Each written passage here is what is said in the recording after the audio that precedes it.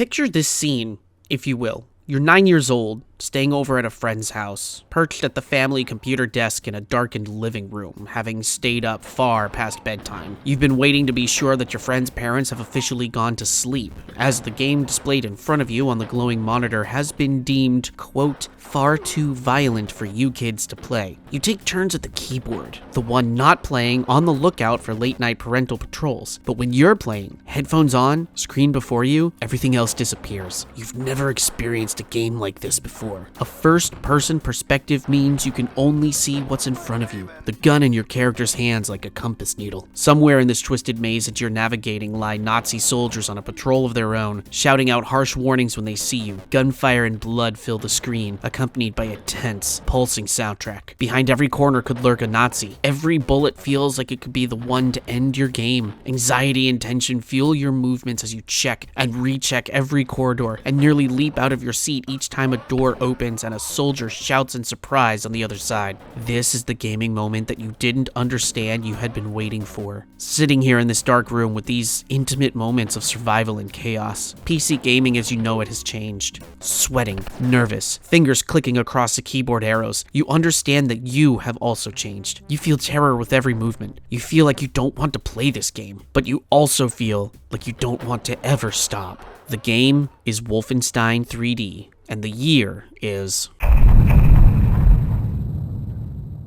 30 years doesn't sound like a very long time in the grand scheme of things, kids. At least until you realize that something you interacted with when you were young has hit that grand anniversary. 1992 was a baller year for gaming. Sonic the Hedgehog 2, Alone in the Dark, Mortal Kombat, Super Mario Kart, and in parallel with Wolfenstein, the absolute classic point-and-click adventure, Indiana Jones and the Fate of Atlantis. All of these titles turn 30 this year, and any of you kids, and by kids I do mean kids in quotation marks, any of you kids that grew up and remember those releases, yeah, 30 years sounds like a really long fucking time, doesn't it? At the same time, the nostalgia of days gone by makes it feel as though 1992 was only yesteryear. That very intimate memory of me sitting at my friend's computer desk, simultaneously checking for parents and for roaming Nazis, is one that has stayed very close to my heart for a very long time. I remember distinctly jumping in shock and terror each time I turned a corner and a guard yelled and I literally was not expecting it, forgetting to hit the fire key in my surprise, taking way too much damage instead of dealing it out. This was so new. This was beyond new. This was revolutionary. At the time, I was far more accustomed to playing games where the field of combat was visible from the air, so you could see all the enemies coming at you at any given moment. Reflexes and speed at reacting to how those enemies moved around you was key, but you could see them moving. Imagine being dropped feet first into a game where you knew the enemies were there, but you couldn't see them unless you literally turned your camera, which in turn felt like turning your body to face them. Look, these days we kind of take FPS games for granted. The Halos and Calls of Duties that grace the outside of Doritos bags and bottles of Mountain Dew, the esports and the razzle-dazzle of modern AAA shooters makes them big, epic multimedia experiences that we can interact with in a multitude of ways. But back in 1992, while games played from a first-person perspective were not unheard of, the style and visceral combat of Wolfenstein was absolutely something wholly original. That's not to say that Wolfenstein was the first-person combat game ever. It wasn't, but it redefined how first-person combat could be utilized and laid the blueprint for the future of FPS gaming to come. John Carmack, John Romero, Tom Hall, Adrian Carmack,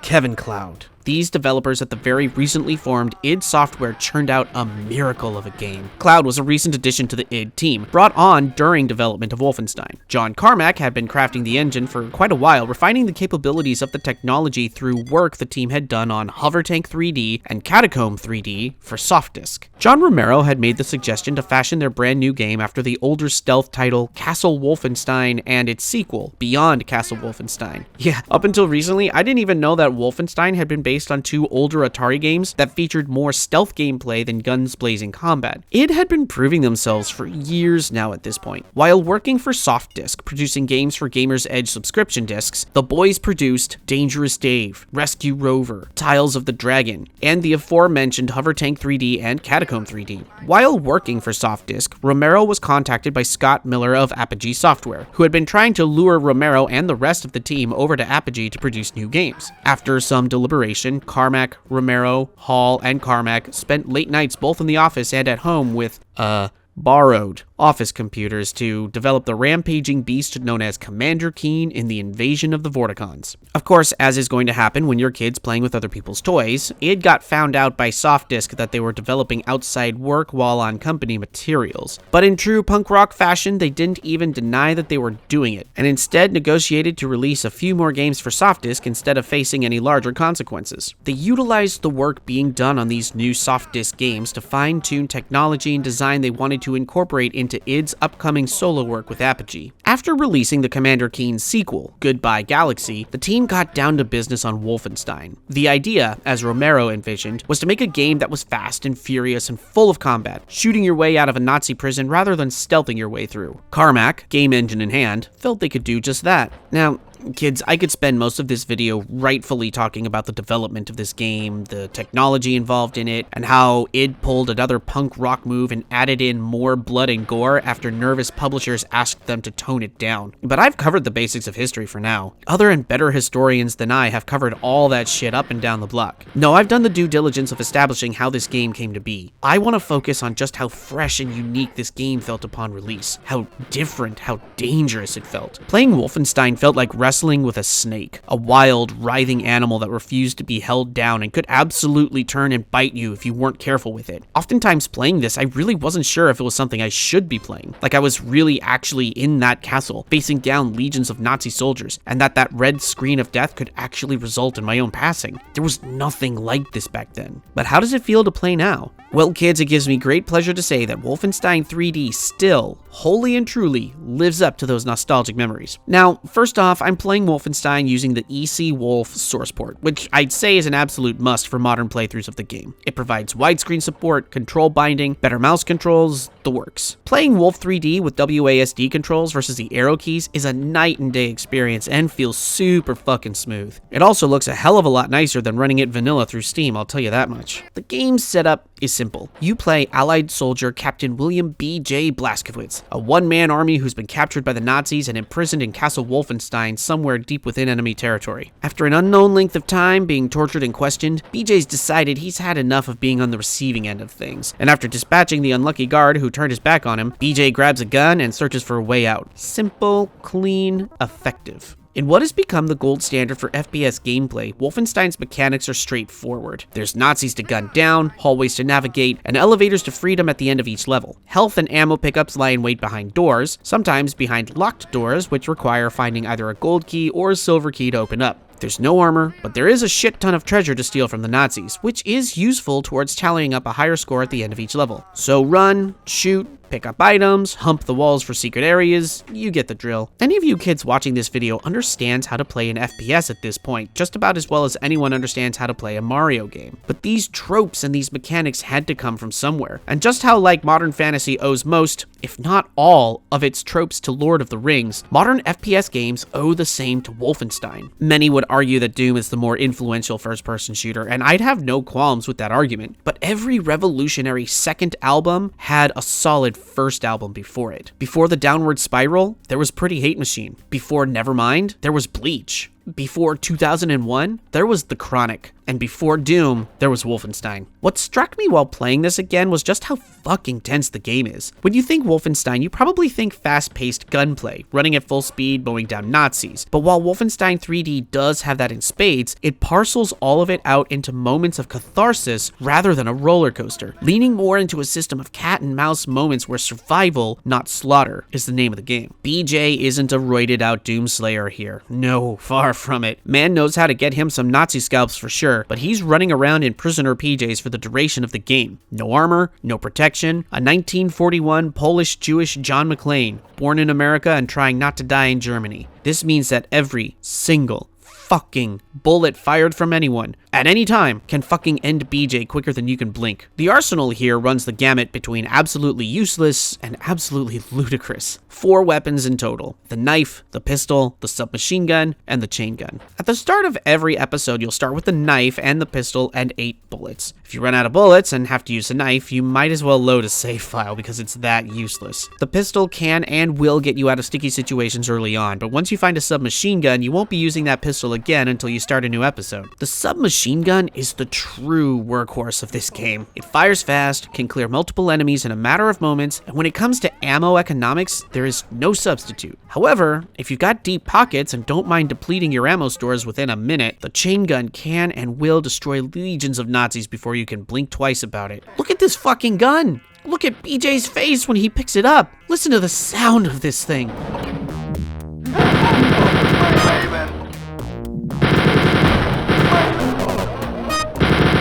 Mother fucking bless. Now, if you're going to play this game today, one thing to think about with the chain gun is that it's more akin to the BFG than a chain gun in modern games. This is a room sweeper, the weapon of last resort, the gun to use against boss fights. Casually carrying this around the corridors of the castle can and will lead you to running out of ammo faster than you want to, and you're going to need every single bullet you can find. Wolfenstein doesn't shy away from the difficulty here. I'm playing on Bring 'em On, the second highest difficulty, and really, anytime you reach a corner and there's a soldier of any kind, whether it's the brown uniformed grunts, the blue uniformed SS, or the white uniformed officers, each of them have the ability to put you down for good with a single shot depending on two factors. A, how far away you are, and B, how fast you can react. Bullet damage seems to drop off based on distance and whether you're attacking from behind. I had more than a few times where I killed enemies in a single shot to the back where it would normally take 2 or 3 bullets from up front. SS soldiers are the tanks of the game too, requiring far more bullets than either the grunts or the officers, and they shoot twice as fast as well. They're the ones to look out for. Officers are dangerous too. They fire single bullets just like the grunts, but their bullets do more damage and they move a lot faster. So when you hit a level in the game that forces you into tight,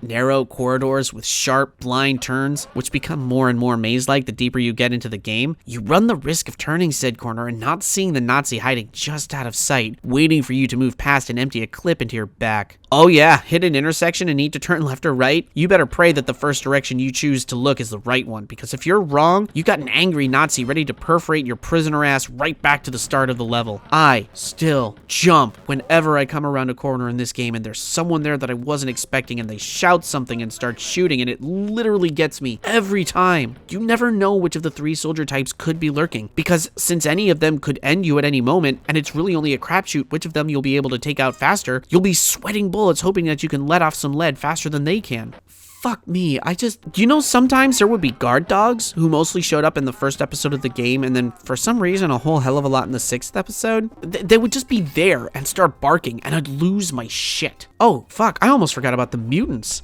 Fuck these things. First, and primarily showing up in the 2nd episode, the Nazi mutants are experimental undead soldiers that have machine guns emerging from their chests with sickly, pale skin and purple blood. Not gonna lie, they fucking freaked me the fuck out when I first saw them as a kid. My brother absolutely noped out of the game when he first saw them and never went back. Mutants hit harder than the officers and take just a few less bullets than the SS guards. They are awful, horrible, terrible things, and the fact that when you first meet them in E2M1 you are pistol starting feels just exactly like the kind of dick move we've come to expect from id Software. What absolutely enhances that sense of tension is the audio design. Now look kids, Wolfenstein here is a monumental game and laid groundbreaking work for the gameplay of first-person shooters, but what I don't hear enough about the game is how fucking good the audio design is. First off, the soundtrack is by Maestro Bobby Prince, the John Williams of first-person shooters. Each track is so low tempo and understated and just fucking perfect at crafting the atmosphere. It really highlights the isolation of BJ, alone in this castle, making his way slowly to the exit, trying to stay alive long enough to taste sweet freedom again. There's really nothing heroic in his score during the gameplay, and hell, even in the end of the level stats, the mission complete music sounds more like you're just getting ready to go back to the unending war again. Each track maintains a slow, steady rhythm, reminiscent of World War II escape films, maintaining the tension just a hair below panic. One track incorporates Morse code to simulate Nazi transmissions being sent from somewhere nearby. I can't fucking overstate just how much the music contributes to the atmosphere dripping with dread. Here, have a listen to a couple tracks.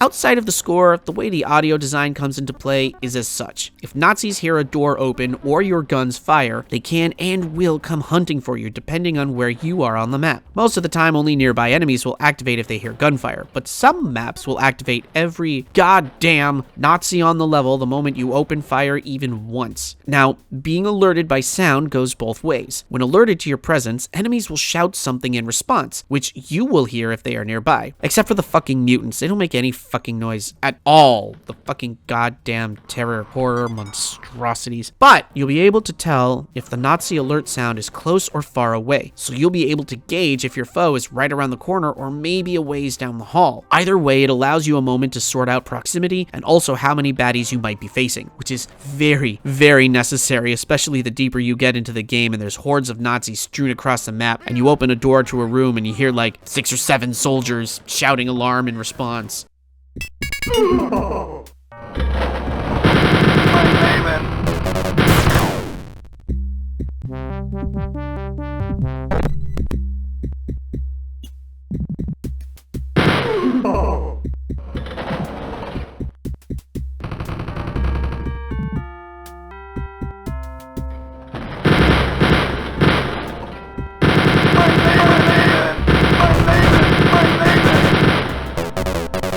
Now, also, when you've alerted soldiers to your presence, not only do they let you know they know you're near, they'll also give you clues to their movements by opening doors. Door sound effects are simplistic and absolutely crucial to understanding your surroundings. Nazis will move about the map and come hunting for you if they know of your presence, and they can open doors to access areas they think you might be in. So as you go through, you're going to want to keep your ears open for the sound of doors that you haven't touched. More than once, my ass got saved because I heard a door open nearby, but I knew it wasn't one that I had touched. This doubles as a visual cue, because if you see a door that is open, but you didn't walk through it, chances are someone is moving about the area and hunting for your ass. I had a couple of times where I saw an open door and rushed over and found the poor son of a bitch who just walked through it with his back to me. It didn't last long. What happens then is a constant game of cat and mouse fueled almost entirely by the audio design, which when you stop to listen carefully can clue you into enemy placement, movement, and distance just from careful attention to detail. And when you're literally moments from death at any given point in time during your escape, paying attention to those sounds can give you a very needed edge. Of course, what doesn't help the feeling of tension is map design that straddles the line between brilliant and batshit. So, Wolfenstein, you know, at the time it really pushed technology forward. There's no doubt about that, but the levels in the game are so labyrinthine, so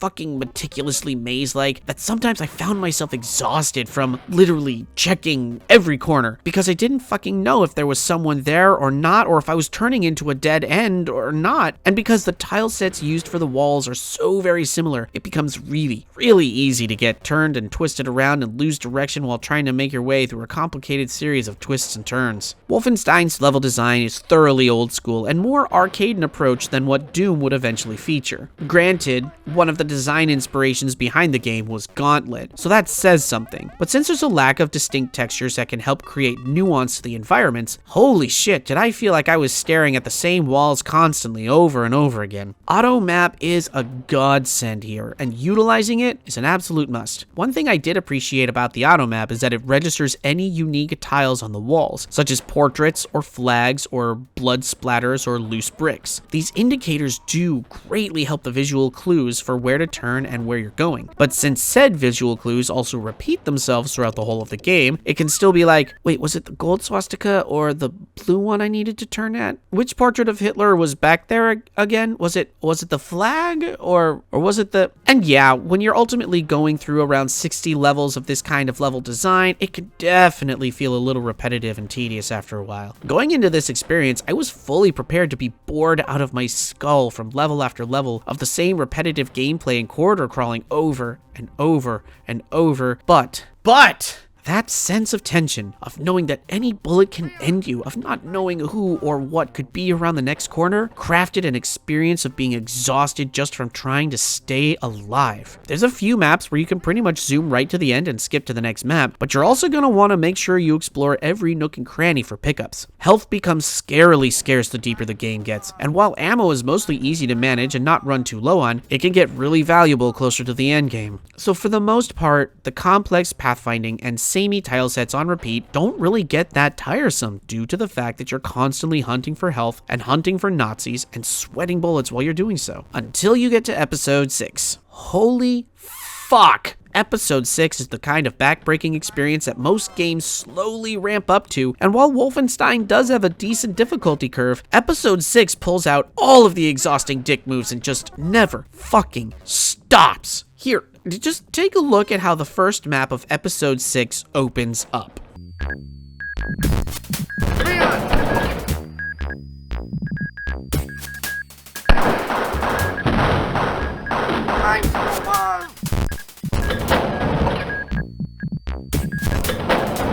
Papa. Mein Leben. Ein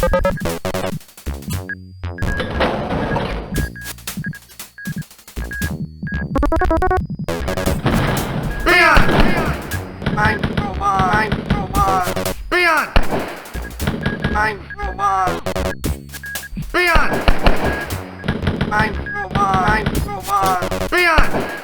Ein Roman. Leon. Ein Roman. There is so much going on with the map design of Episode 6. Multiple blind corners, a series of hallways designed like interconnected swastikas, some bullshit enemy placement, and a plethora of Nazis bearing down on your ass. Episode 6 is basically the thy flesh consumed of Wolfenstein. All of that tension and terror I said the game has from frantically checking every corner and wondering what you're gonna find? Yeah, now imagine every map is nothing but corners, and if you check the wrong corner, the enemy might either be behind you or they might be walking around the opposite corner, so you think nothing's there, but then they follow you around and then they shoot you in the fucking back. This fucking episode. While playing through Wolfenstein to get footage, I could usually sit down and knock out an entire episode in one sit down. It got the adrenaline pumping, had a cigarette after. Don't tell your mom, she doesn't know about the smokes. And you know, it was good shit, good gameplay. But episode 6, I had to take a break. Halfway through the episode, level 5, I just had to take a break. It was too much, too nerve-wracking, too frustrating, too dickish. When every corner has Nazis, and every Nazi has a bunch of other Nazis behind them, and you're forced to backtrack through fucking winding hallways just to go get a key that you need now that you found the right door. Oh, kids, this shit gets maddening. I thought it was map 7 that broke me, but it was really map 6. That's where I started slipping. I died so many times on map 6, probably more than I did in the rest of the game.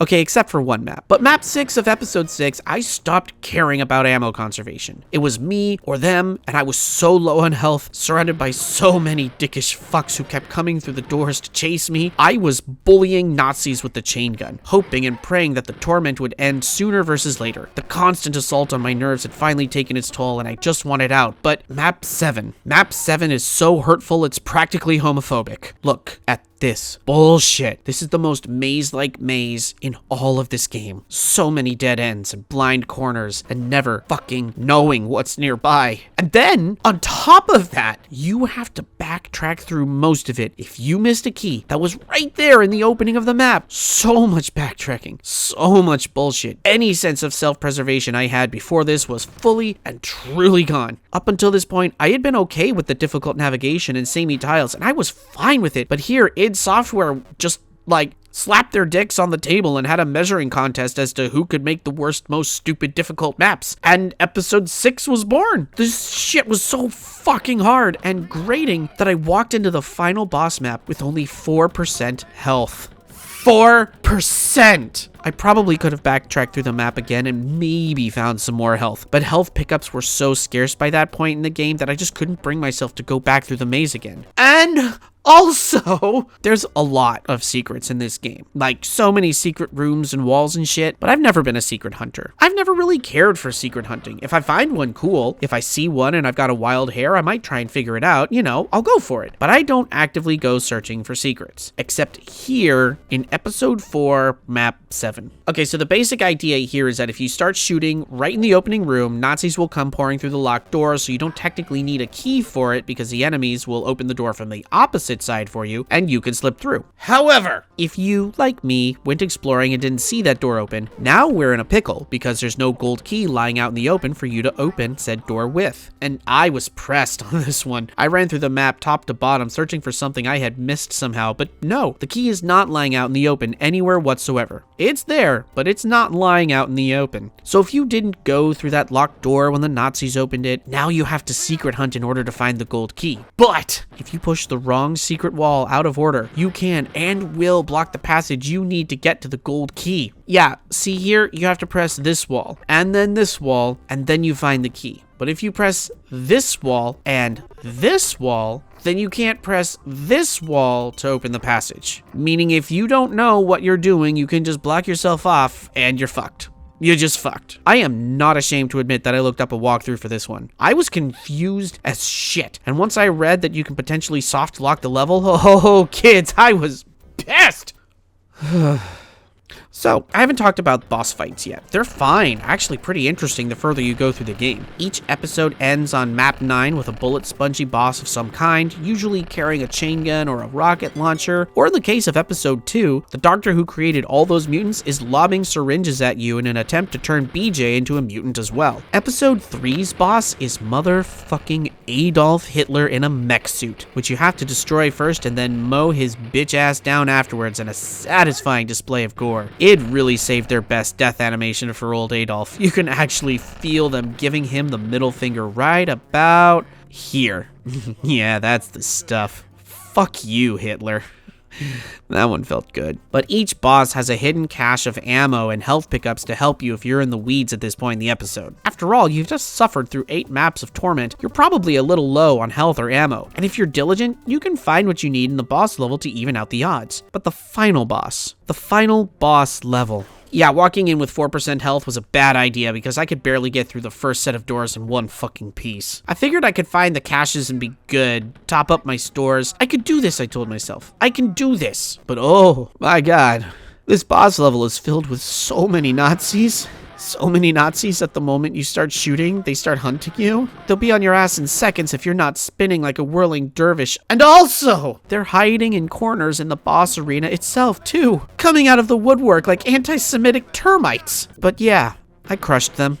I crushed them all. When that final boss finally hit the floor and I got that satisfying instant replay of his jibby demise, I felt a sense of relief and accomplishment that I haven't felt in a while from playing a first-person shooter. When it all boils down, despite some repetitive gameplay and frustrations that mount mostly in the 6th episode of the game, Wolfenstein 3D remains a competent shooter that crafts a brilliantly thick atmosphere of tension and terror that focuses more on survival than it does on blazing action. Make no mistake, the grandfather of first-person shooters is still the template for FPS games, with tight controls, satisfying weapons, and enemies that will keep you on your toes throughout. In fact, while playing through this, I was actually reminded more of what modern indie shooters are creating these days than I was of a lot of FPS titles I've played over the years. It's a testament to the longevity of the game's design and mechanics that it still holds up well, even beside some of today's best indie shooters, which for a 30-year-old game, that is incredibly impressive indeed. Wolfenstein 3D is a glorious, tight, merciless shooter that occasionally dips into dickish territory with only a few missteps along the way. There's a reason why our journey along the history of FPS starts here, with what can only be considered a bona fide classic. Should you play it today? Absolutely. Without question, 100% yes.